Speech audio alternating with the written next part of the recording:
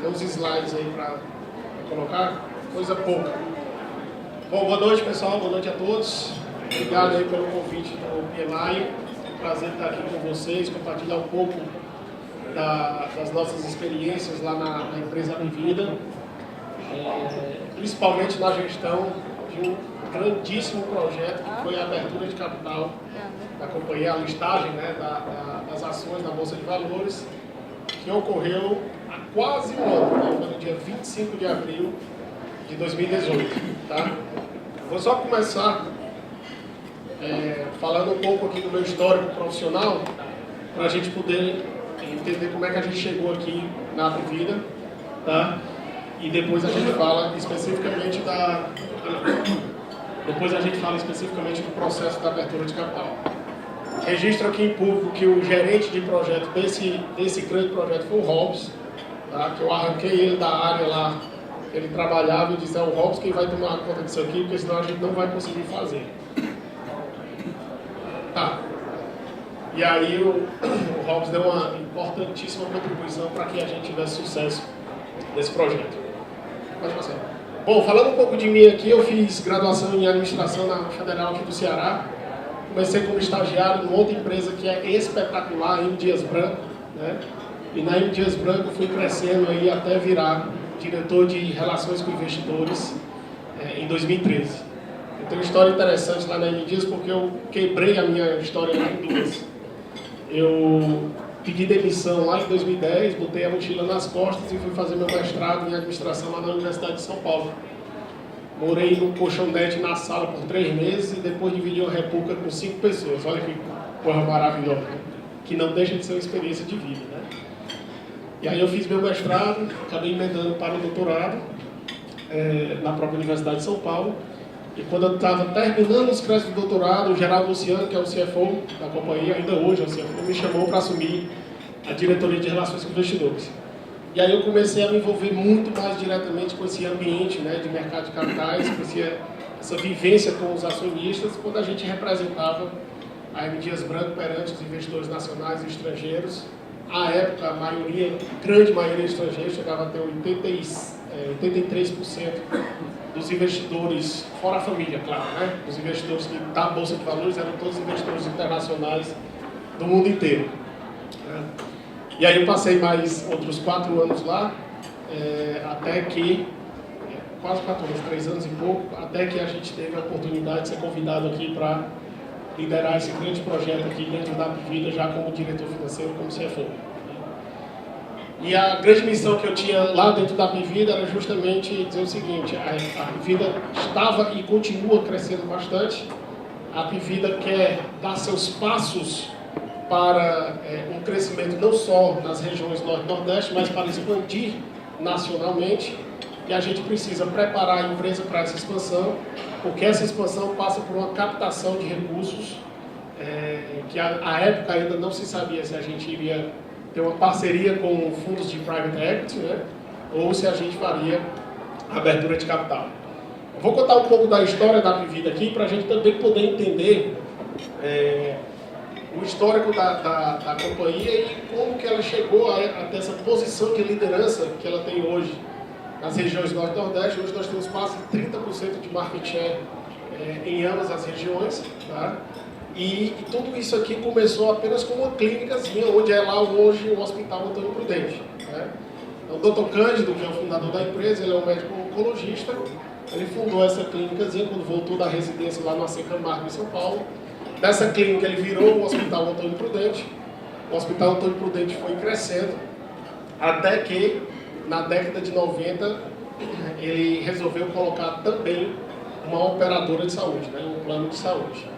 À época, o hospital era o principal negócio da Apivida. E a operadora de saúde, ela era vender para trazer clientes para dentro do hospital. Só que, infelizmente, esse setor ele tem um conflito de interesse muito importante.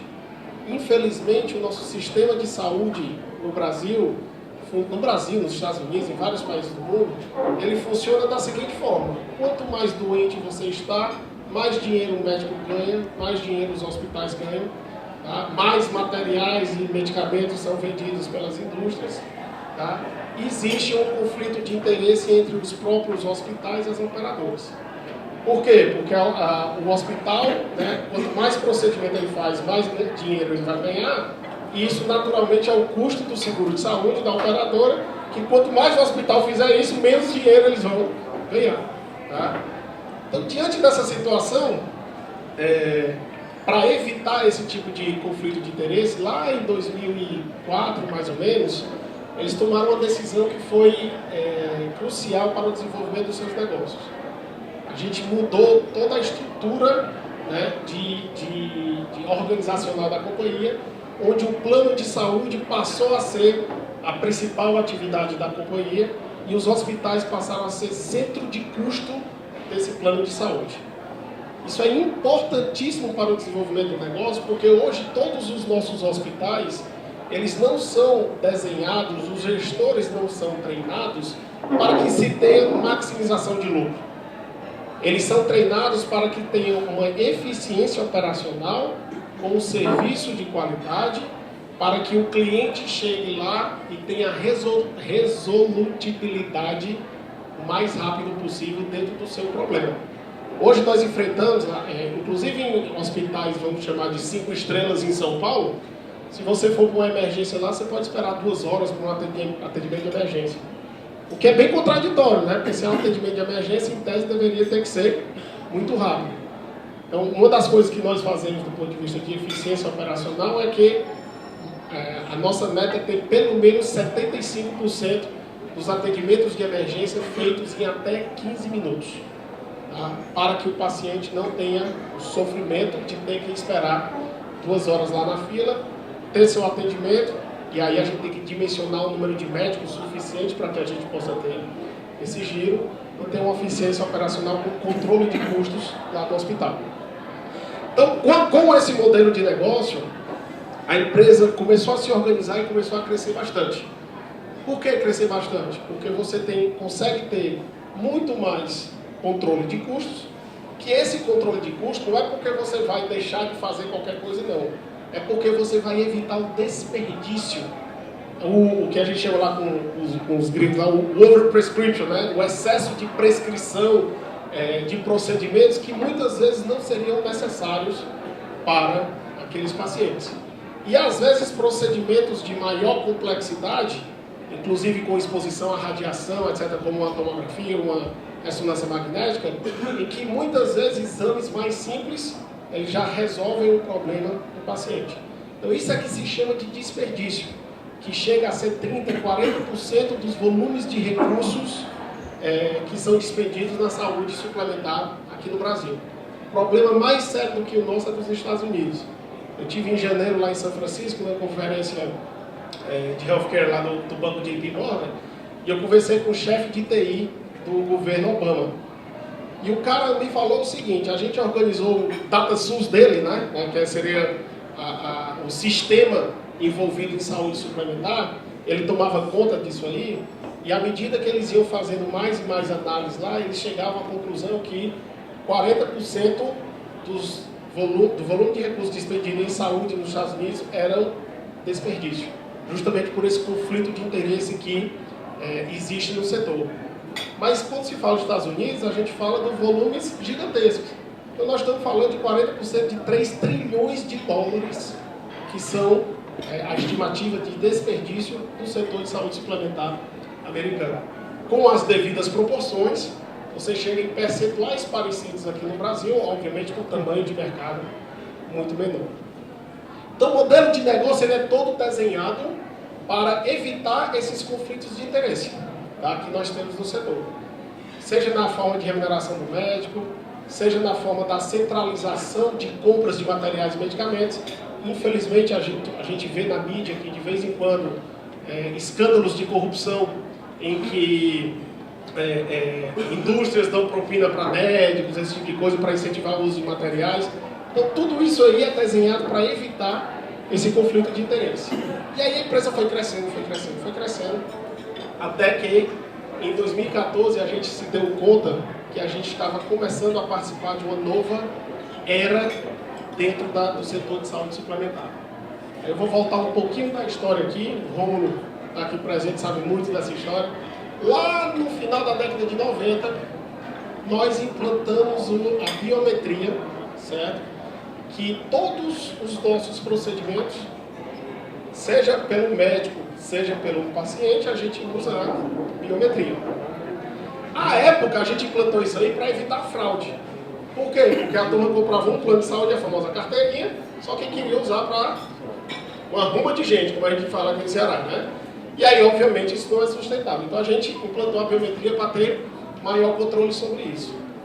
E à medida que o mundo veio se desenvolvendo e veio trazendo essa era da informação que nós vivemos hoje, a gente se deparou com um ativo intangível da companhia gigantesco, que é justamente o Big Data, né? O banco de dados de informações médicas que nós temos internamente, e tudo isso, entre aspas, de graça. Com base nisso aí, eu consigo ter avaliações real-time de procedimentos, eu consigo mensurar, estabelecer dentro dos nossos sistemas protocolos com base na literatura, protocolos de atendimentos para cada tipo de doença. Eu posso agora, né, estamos entrando também numa nova era, o Romulo vai encabeçar isso aí, para a implantação de inteligência artificial dentro da companhia. A gente fez uma aquisição de uma empresa 2 semanas atrás, né, a empresa Infoway, e que um dos grandes ativos dessa empresa é uma plataforma de inteligência artificial para ser utilizada em saúde suplementar. Um exemplo de utilização aqui, para quem tem curiosidade, é que a automação da auditoria de processos médicos. Toda vez que um paciente vai fazer qualquer procedimento dentro de uma rede credenciada, que não seja os nossos hospitais, aí a turma do hospital manda a conta lá depois, e a máquina ela vai aprendendo a identificar se há possíveis desperdícios ou desvios em relação a esses procedimentos. Ou seja, materiais utilizados que não deveriam ser utilizados para aquele procedimento, ou excesso de uso de materiais, ou o que quer que seja, e a gente vai alimentando a máquina de forma que a máquina vai automatizando essa auditoria, e automatizando a auditoria a gente tem uma eficiência muito maior dentro do processo de auditoria de contas médicas de rede credenciada. Então a gente começou a desenvolver isso aí dentro do programa da empresa, do crescimento sustentável, há vários anos. Eu acho que nós estamos em 2019, eu acho que 7 ou 8 anos, a empresa cresce em média 25% ao ano, tá? Em termos de receita. Obviamente que parte disso é repasse de preço, parte disso é aumento de número de vidas. E a gente foi construindo essa infraestrutura que nós temos nas regiões Norte e Nordeste, que hoje já contém 27 hospitais, 78 clínicas, 20 unidades de pronto atendimento, mais de 80 unidades de coleta laboratorial e diagnóstico de imagem, que é uma infraestrutura gigantesca de atendimento dos nossos clientes. E à medida que a gente foi crescendo e ganhando participação de mercado, a gente foi preparando a empresa para assumir novos desafios. Desafios estes que iniciará exatamente amanhã com o início da operação do Hospital Geral de Joinville, em Santa Catarina. Primeiro passo da Apivida fora das regiões Norte e Nordeste, uma grande parceria com um cliente nosso, tá? Um cliente nosso lá da Zona Franca de Manaus, que tem uma planta relativamente pequena lá em Manaus e tem uma planta gigante lá em Joinville. Satisfeito com o preço, o balanceamento entre preço e qualidade que a Apivida pôde ofertar, ele nos convidou a montar nossa estrutura lá em Joinville. Em troca disso, ele teria as quase 25 mil vidas que ele paga de plano de saúde, passariam a ser Apivida. Nós estamos culminando com esse projeto exatamente com o início da operação do hospital amanhã. Por coincidência, é amanhã que a gente vai começar a operar esse hospital.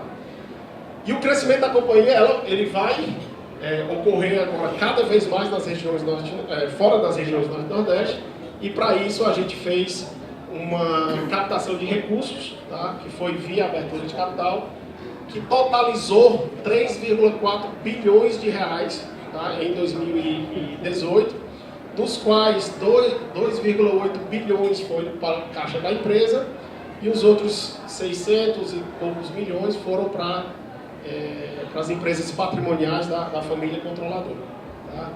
Então, esse dinheiro, esses 2 bilhões e 800, eles estão separados já para execução de um planejamento de negócios da companhia, de crescimento fora da região Norte e Nordeste, que passa por aquisições, que é algo que nós estamos trabalhando fortemente para fazer aquisições. Já fizemos algumas aquisições no ano passado, esse ano, mas estamos trabalhando fortemente para fazer aquisições mais relevantes, de maior tamanho, a partir de 2019. E por que a empresa decidiu fazer um IPO? Aí veio um grande projeto lá. Normalmente, quando você vai fazer uma captação de... Eles têm conservadorismo total em relação à dívida, tá? A empresa tem 0 dívida, 0, 0, 0, 0. Tá? Então, a única alternativa que se tinha era captar novos sócios. E para captar novos sócios, a gente tinha 2 alternativas. Ou a gente teria um fundo de private equity que iria aportar capital na empresa, ou a gente teria umas centenas de sócios de menor tamanho, mas que seria via mercado de capitais. A opção que a gente fez foi via abertura de capital. Então a tomada de decisão foi no dia 13 de dezembro de 2017, eu me lembro como se fosse hoje, que o Conselho de Administração decidiu pela abertura de capital, e a gente começou a trabalhar nesse projeto entre o dia 14 de dezembro até o dia 25 de abril do ano seguinte, de 2018. Fazer um IPO, pessoal, mexe com a empresa inteira, de A a Z, certo? O Robson só faltava ficar doido com o tanto de demanda que a gente tinha de informações, que são demandas regulatórias das Comissões de Valores Imobiliários, são demandas da Bolsa de Valores, são demandas regulatórias que os escritórios jurídicos que nos assessoram exigem, e são demandas para a construção dos documentos necessários para a realização do IPO. Esses documentos, no total lá, tem mais de 800 páginas de informações, que é de todas as áreas da empresa, da hora operacional, da comercial, do RH. Tudo isso a gente tem que ter o envolvimento dessas pessoas para que a gente possa ter subsídios à obtenção dessa informação e construir esse documento que serve de base para a avaliação da empresa por parte dos investidores. Então o investidor tem acesso a esse documento para poder iniciar o valuation, iniciar a avaliação da empresa para saber se ele topa ou não topa comprar e a que preço ele topa comprar aquele ativo. Tá? Então o processo ele é complicado. Então, com mais cabelos brancos, a minha esposa está aqui, a Mariana, ela acompanhou e me ajudou demais, porque a nossa equipe virou várias e várias noites. Então eu chegava às 6 horas da manhã em casa, ela estava com o quarto geladinho lá, preparado o café da manhã para poder dormir 3 horas e depois voltar pro escritório. E você tem que ter esse apoio, e a gente que é líder do projeto, a gente acaba tendo que apoiar as outras pessoas no projeto, porque chega num nível de esgotamento tal que eu tinha que atuar inclusive como psicólogo no negócio. Porque 3 horas da manhã eu fazia call com o pessoal do jurídico que estava analisando isso, aquilo, outro, tal. Quando dava 8 horas da manhã, alguém estava com outra demanda e tal, o escritório de São Paulo, os bancos de investimento, e eu fico ali, família controladora querendo fazer a operação, obviamente no maior preço possível, os bancos de investimento com a preparação também com o maior interesse do mundo de fazer a operação, porque ganham dinheiro que não se acaba. Só de comissões de banco de investimento nós pagamos mais de 100 milhões de reais, tá? Para essa operação. Eu tenho os escritórios de advocacia com toda a preocupação da parte regulatória, porque não pode sair nada errado, porque se sair errado pode dar processo para todo mundo. Tá? E eu tive, especificamente, um adicionalzinho de pressão, porque a gente tinha um concorrente na abertura de capital, que é a empresa Notre Dame Intermédica, lá de São Paulo, exatamente na mesma época estava fazendo a abertura de capital da gente, igual com a gente. E o que se temia muito naquela época é que, poxa, será que vai ter demanda de investidores suficiente para ter uma captação de um lado de 3 bilhões de reais, a outra do outro lado de 2 bilhões de reais? Isso não é muito grande para o Brasil, não? E o pessoal falava, quanto que a Apivida será precificada em relação à Intermédica? É uma empresa lá do Nordeste, que ninguém conhece direito e tal. vai ter um desconto em relação à intermédica. Tá? Então a gente tinha uma pressão também que vinha por parte dos bancos de investimento, para ter uma rapidez na execução do processo, de forma que a gente fosse antes da intermédica fazer essa abertura de capital, com medo que não tivesse demanda para todo mundo, né? Sendo que a intermédica já tinha tentado fazer a abertura de capital no ano anterior, então eles já estavam, digamos, pré-preparados para fazer isso aí. A gente acabou não conseguindo fazer na data anterior a deles, a gente fez 3 dias depois deles, mas nós tivemos uma precificação muito melhor do que a deles. A empresa saiu valendo, a Pivida, né, à época, 16, 17 bilhões de reais, e a Intermédica saiu valendo 9 bilhões de reais. O processo em si, toda essa preparação de documentação, etc., ela culmina numa preparação de uma agenda de reuniões com investidores. Então a gente tem que rodar o mundo inteiro, principalmente Europa e Estados Unidos, mas várias partes da Europa e várias partes dos Estados Unidos, e São Paulo e Rio, fazendo reuniões dia, tarde e noite, dia, tarde e noite, para poder gerar demanda e conhecer, para que os investidores conheçam e possam avaliar melhor a empresa. E com isso eu fiquei acho que 3 ou 4 semanas fora, fazendo o presidente da empresa, o Jorge, fazendo o que a gente chama de roadshow, né, que é esse processo, para que a gente pudesse ter o processo de precificação da empresa. Tudo isso aí organizado pelo banco de investimento, os bancos de investimento que nos assessoraram. Então, aí a gente conseguiu, graças a Deus, fazer esse movimento de captação de recursos, e que muita gente tem dúvidas, e mas isso vale a pena mesmo? Você começa a expor muito mais a empresa, todos os números da empresa estão abertos para quem quiser ver, os concorrentes estão lá acompanhando a empresa, isso vale a pena mesmo?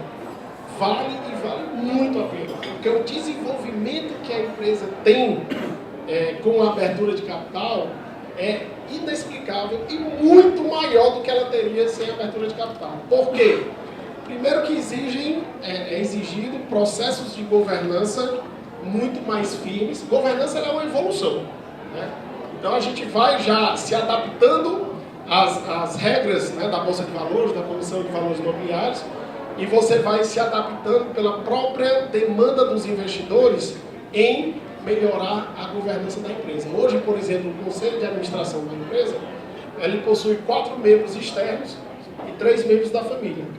Pouquíssimas empresas no Brasil têm um conselho de administração cujos membros da família são menores do que os membros externos ao conselho. Tá? Isso é um sinal de governança. Nós fizemos a listagem também no novo mercado. O novo mercado é um segmento de maior exigência de governança corporativa da Bolsa de Valores. E isso tudo ajuda muito aos processos, aos controles internos da companhia, para poder a gente se preparar a divulgação de resultados que nós temos a obrigação de fazer a cada 3 meses. A empresa tem uma exposição muito maior. Hoje, aqui fora das regiões Norte e Nordeste, nós somos muito mais conhecidos. Nós recebemos ligações diariamente de corretoras no Brasil afora, perguntando quando é que a Pivida vem para cá, quando é que a Pivida vem para cá. Porque a gente teve uma exposição muito maior na mídia, não só a mídia especializada, mas no ambiente do setor de saúde suplementar como um todo. Então isso também é muito benéfico para a empresa. Outro ponto importante é que a avaliação da empresa ela é dada pelo mercado. Não é o quanto o dono acha que vale, né? Quando ele vai vender a empresa, ou vender uma parte da empresa, e não é quanto o comprador acha que vale, é o que o mercado precifica. E o mercado é soberano, porque o mercado é o famoso oferta e demanda. Quanto mais demanda tem pelo aquele ativo, mais ele pode valorizar o preço das suas ações, o valor de mercado da empresa. Então isso é importante porque a gente pode utilizar a ação da empresa também como moeda de troca.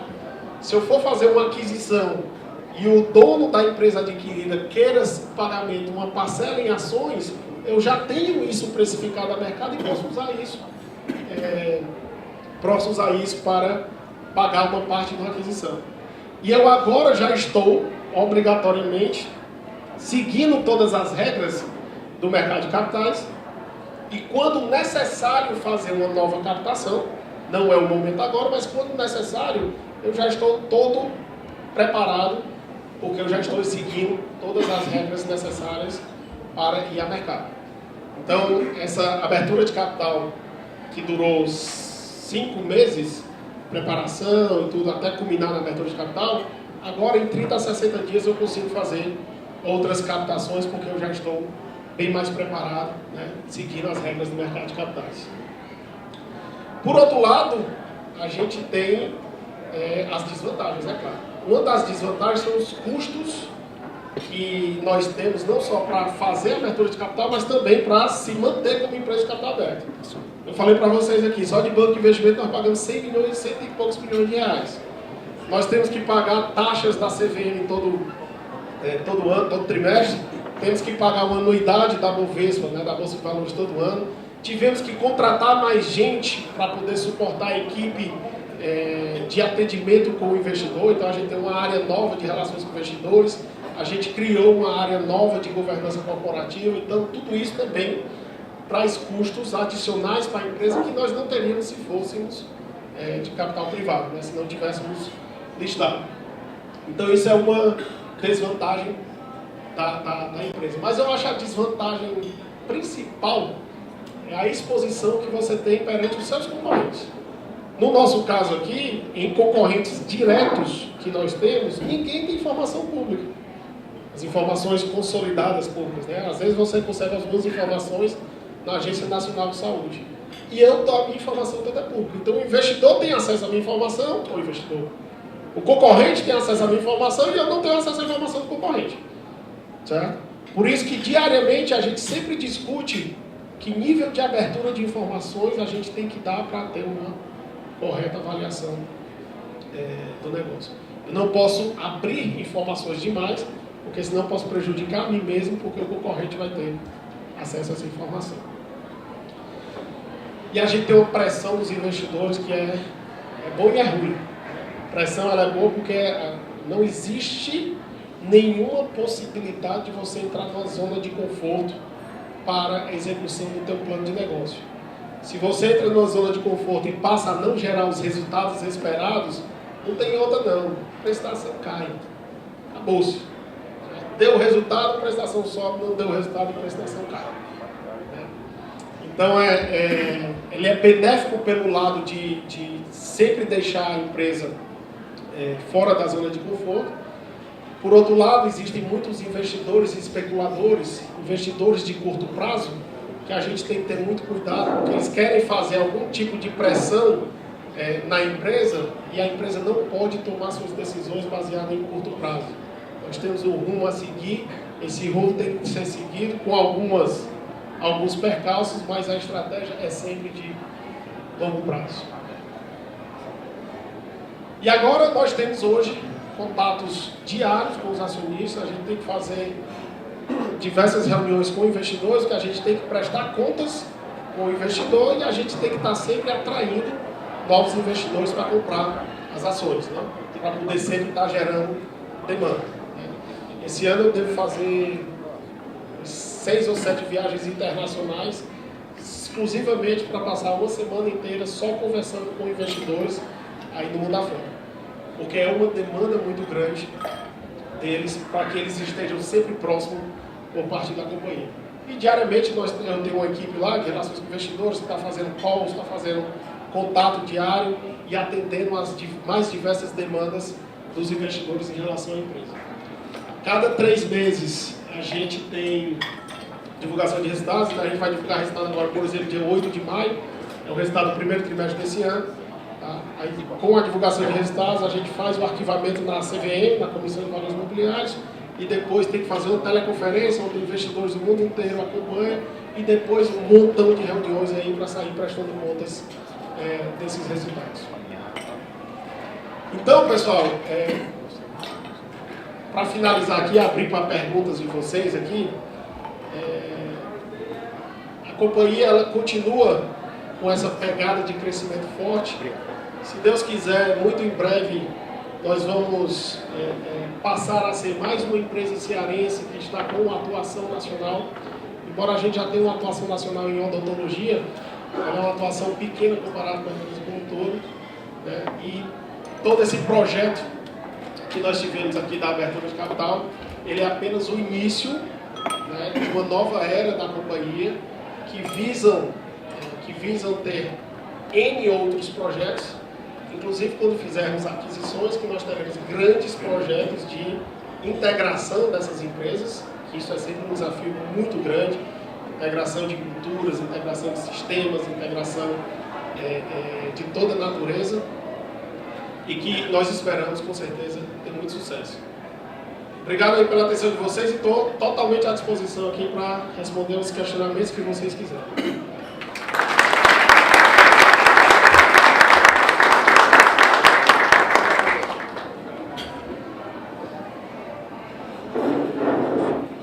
Boa noite, eu sou o professor Bezerra.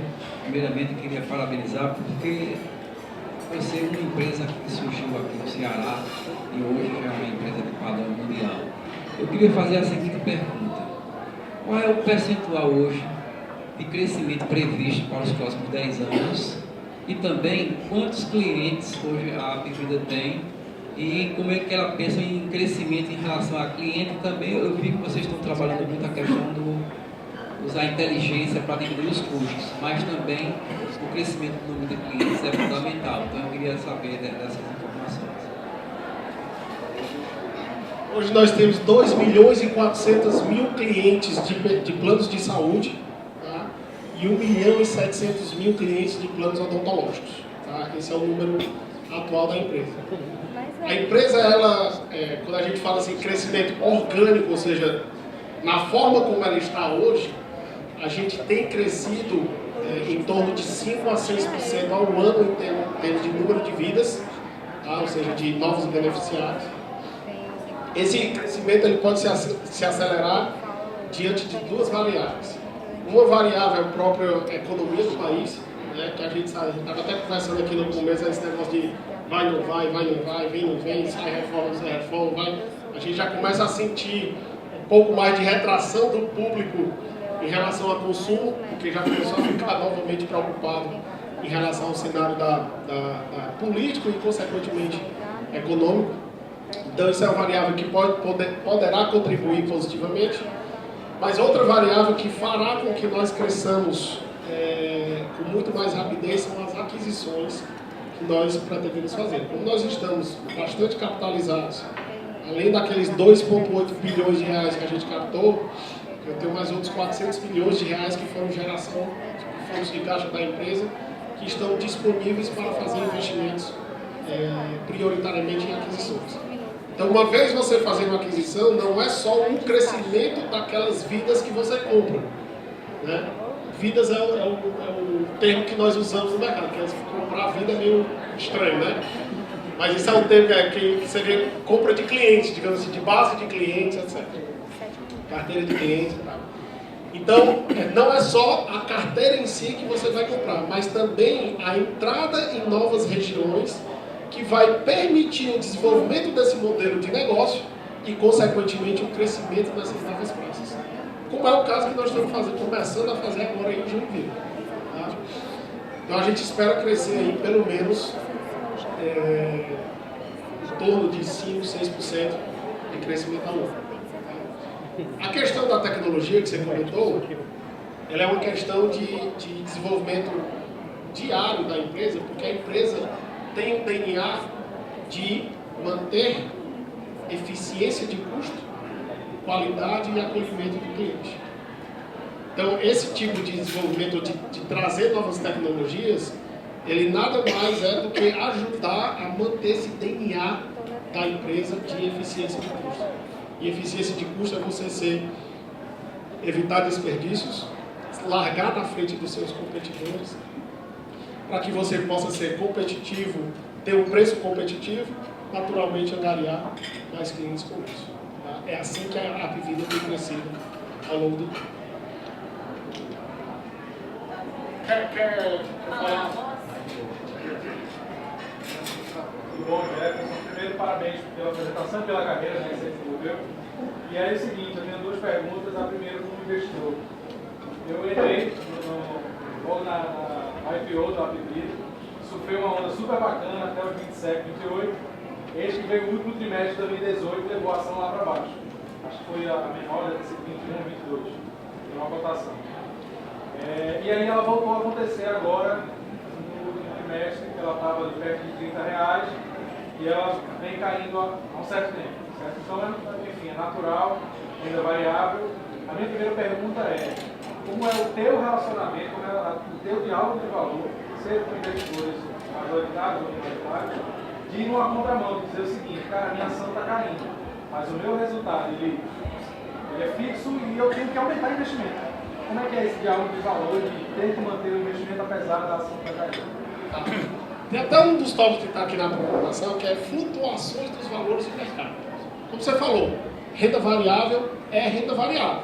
Então, ela vai efetivamente ter um risco maior e ela pode ter muito mais flutuações do que as aplicações tradicionais do mercado financeiro.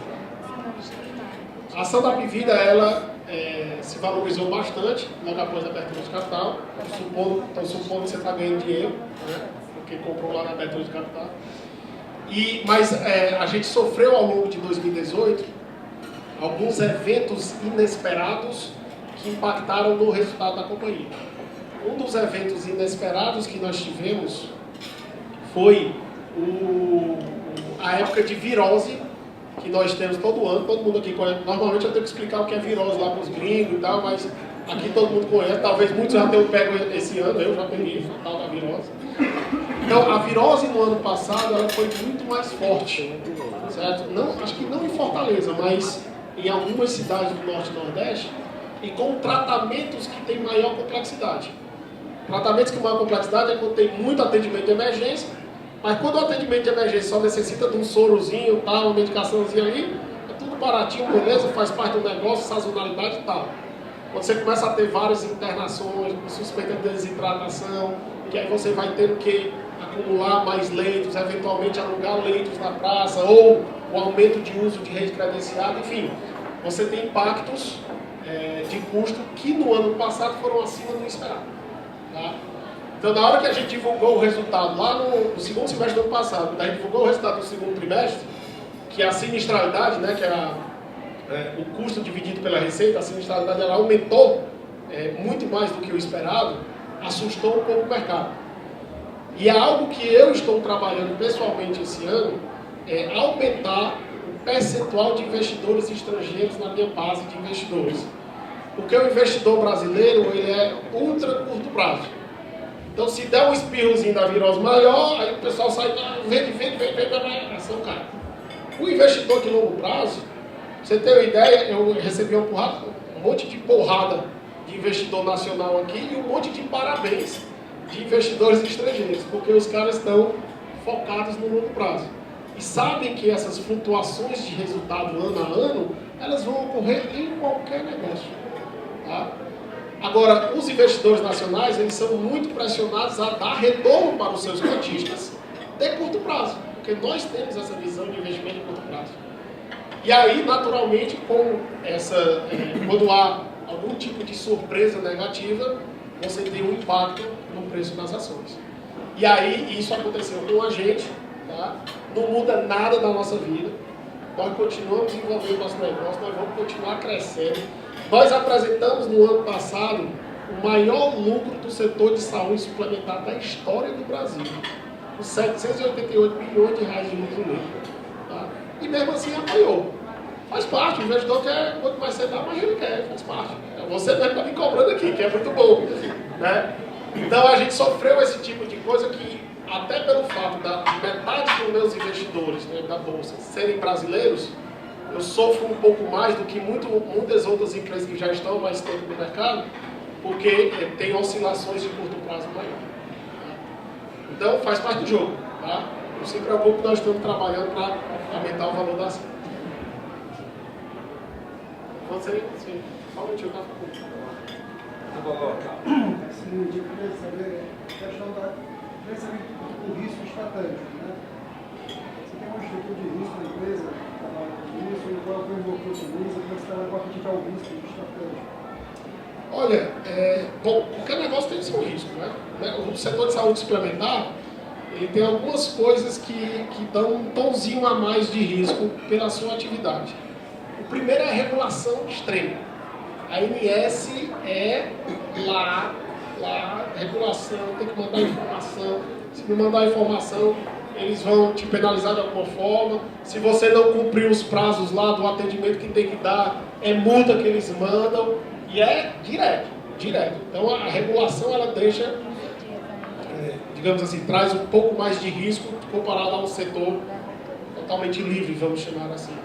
Tá?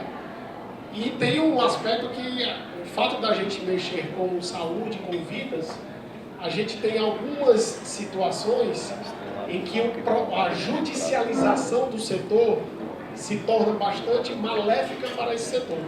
O que é essa judicialização? É um festival de liminares que podem ocorrer em alguns estados, tem concentrações em alguns estados, em que, mesmo estando em desacordo com a regulação, com a lei, o juiz caneta lá a liminar. Um exemplo que a gente recebe lá todo dia que tem que tratar. O beneficiário comprou um plano de saúde, o plano de saúde tem uma carência, certo? Para procedimentos, carência de consultas, de exames, etc. 30 dias para um, 6 meses para outro, parto de 10 meses e tal. E estando dentro da carência, o beneficiário quer ter um atendimento. Mas infelizmente ele não tem o direito para isso. Se eu for atender todo mundo que não tem direito para isso, eu vou ter que aumentar o meu preço muito mais e o custo, obviamente, vai ficar muito maior.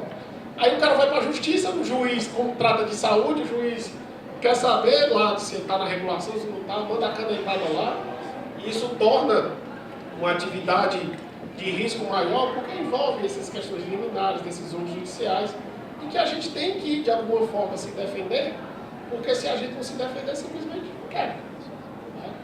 Nós temos alguns estados, como o estado da Bahia, por exemplo, que tem uma incidência... Tem algum baiano aqui? Pode falar de baiano?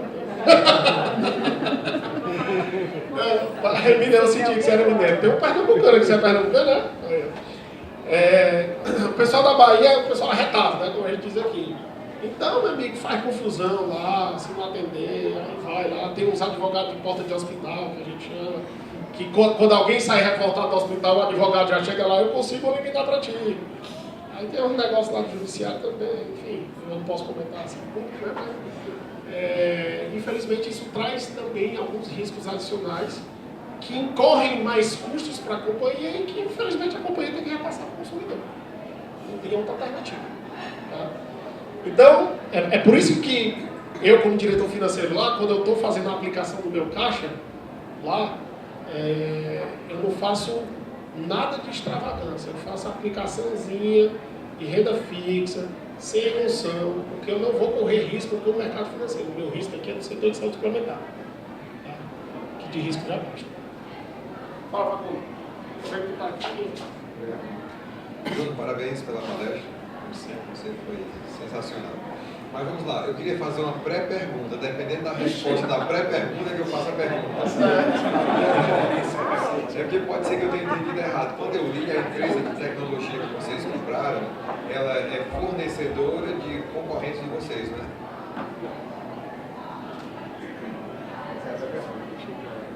Tem pré-projeto, tem pré-pergunta. Veja o seguinte, essa empresa que a gente comprou, a Infoway, ela atua no setor de planos administrados. Tá? O que são planos administrados?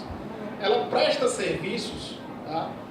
Da mesma forma que nós temos uma empresa dessa também, que chama Aptec, o Romulo é quem é o líder lá da Aptec, ela presta serviços para entidades que têm o seu próprio plano de saúde, mas que não têm expertise em administração de plano de saúde.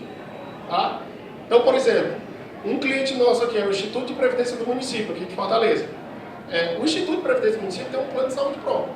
Mas qual é a expertise que ele tem em administração de plano? Não tem. Então ele contrata um serviço de administração de plano de saúde, e aí nós implantamos a nossa tecnologia lá, e nós implantamos a nossa expertise no setor lá. O que é isso, por exemplo? Se um beneficiário do IPM fosse atendido num hospital, em que o cara está utilizando uma prótese e está cobrando 10 mil reais pela prótese, eu tenho a expertise de pegar o seguinte: peraí, meu amigo, você está cobrando 10 mil? Não, a Apivida cobra por 500, eu só vou te pagar 500. Certo? E aí isso evita o desperdício de recursos do próprio Instituto de Previdência, tá? Na saúde suplementar dos seus beneficiários. Assim como o Instituto de Previdência, o Companhia de Engenharia de Tráfego lá de São Paulo, a CET, que lá eles chamam de marronzinho, né, que aqui era um azulzinho, mas parece que está verde agora, também tem um plano de saúde próprio, a gente presta serviço para eles. E a Infoway, que é essa empresa que a gente comprou, ela presta serviços para alguns órgãos públicos, mas também para sociedades de economia mista, né? Por exemplo, eles administram o plano de saúde da Caixa Econômica Federal no norte e nordeste do país. Então é esse tipo de serviço, é um nicho de mercado que a gente atua e que está muito linkado à questão da tecnologia, que envolve todo aquele discurso que eu falei para vocês agora. Tem a pergunta ou era só para ela? Deixa eu só falar, o jantar. Resposta não. A última que a gente encerra. Gente, a última a gente encerra, porque a gente passa um pouquinho do tempo e o jantar de vocês já está só esperando o serviço. Boa noite. Álvaro Fortier, parabéns aí pela apresentação. Assim, para mim foi muito elucidativo, eu sou da PagMenos, a gente está abrindo capital e tentando fazer a IPO, vai, não vai, assim, tá muito dentro. Vai dar certo, vai dar certo. Pois é, Não é né? fácil não. É só acertar a data, né? Errou a data, começa mal, né? Mas a minha pergunta é de tecnologia. Você falou de um grande ativo que vocês perceberam, que é as informações do Big Data. A pergunta é, pelo que eu entendi, vocês usam isso para reduzir custos e trabalhar a eficiência operacional dentro do negócio principal, negócio finalista. Vocês têm alguma iniciativa ou lógico, né, algum plano que possa ser divulgado logo, mas assim, de trabalhar esse ativo como negócio em si para oferecer serviços, trabalhar apoio à informação para negócio direto, usando esse Big Data como negócio em si ou como fonte de um negócio que não seja simplesmente utilizando diretamente na busca de eficiência operacional do negócio próprio? Informação médica é uma informação sigilosa. Eu não posso vender isso de forma alguma. Tá? Eu, inclusive, preciso mantê-la por pelo menos 20 anos dentro dos nossos bancos de dados, porque se tiver qualquer tipo de processo, etc., que seja necessário resgatar aquele procedimento que foi feito com o paciente, eu preciso ter aquilo lá guardado. Então, vender isso aí, com certeza não. Tá? Mas a gente tem diversas parcerias que permitem usar essas informações em desenvolvimento do próprio setor de saúde suplementar. Deixa eu te dar um exemplo que a gente está fazendo agora. A gente fez uma parceria com uma startup lá de Israel, uma health tech, em monitorização de bebês. Tá? Eles desenvolveram uma plataformazinha lá, que é tipo um cinto que coloca na mulher grávida aqui, que fica monitorando os bebês 24 horas enquanto eles estão dentro das nossas unidades.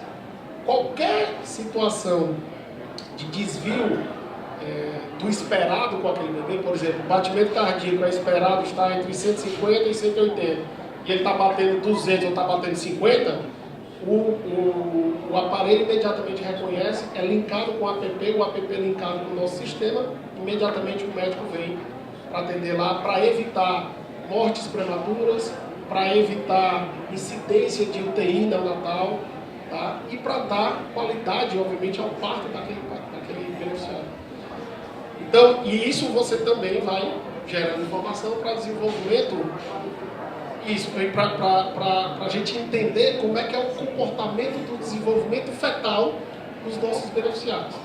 Nós implementamos, 2 anos atrás, um programa de medicina preventiva chamado Nascer Bem. O Nascer Bem, ele, na hora que a mulher ela vai de um dos nossos laboratórios, ela faz um exame de beta-HCG, que deu lá autismo, que identificou que ela está grávida, essa informação é reconhecida pelo nosso sistema, manda para uma célula de medicina preventiva, convida a grávida a participar desse programa e incentiva a grávida a ter a consulta todo o acompanhamento pré-natal necessário. Então nós incentivamos que ela vá para a consulta, que ela faça os exames, seja exame de imagem, seja exame de sangue, lá uma vez por mês, que é o apropriado para o desenvolvimento fetal. Antes desse programa, as mulheres iam, na média, 4 ou 5 vezes para uma consulta médica com uma obstetra durante a sua gravidez. E depois que elas passaram aí as 9 vezes, e há um incentivo também ao parto normal, que existe um negócio cultural aqui no Brasil, que até muitos gringos que eu conheço se assustam, que eu converso lá se assustam, que mais ou menos 80 a 90% dos partos aqui no Brasil são de cesárea. Né? E a gente tem um programa para incentivar o parto normal, que é o normal da vida, de ser melhor para o bebê, melhor para a mãe, inclusive de menor custo para a companhia. Quando a gente implementou esse programa, a gente aumentou das quase 100 consultas para as 9, aumentou o gasto com exames e diagnósticos de imagem, mas nós reduzimos 30% da incidência de UTI neonatal do bebê. UTI neonatal me custa R$5.000 por dia. Os exames lá são coisas baratas, né, que são exames tradicionais. E o melhor de tudo isso, eu trouxe satisfação para o beneficiário. Que é o modelo de negócio, o modelo de negócio é desenhado para isso. O beneficiário ganha, a empresa ganha, porque em tese, o que o pessoal acha que eu gastaria mais, no final das contas eu estou gastando menos e dando mais qualidade assistencial para a grávida, para a nossa cliente. Então, esse tipo de projetos, com as informações que nós temos dentro de casa, a gente não pode vender isso para fora, mas tem um potencial gigantesco, com parcerias inclusive de empresas de fora, né? Mas sempre desenvolvendo os projetos internos por causa da confidencialidade das informações.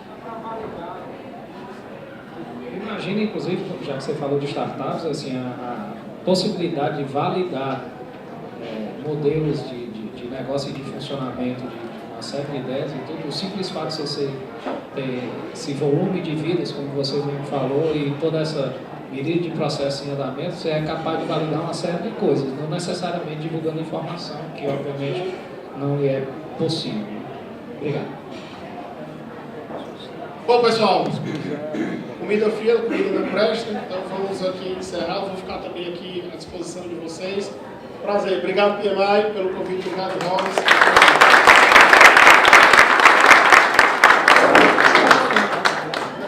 A gente que agradece, acho que a palestra foi um bate-papo, né? Muito enriquecedor. A gente está muito feliz. Ele vai continuar aí para vocês tirarem as dúvidas que vocês quiserem. Eu vou abrir a porta aqui para a comida entrar.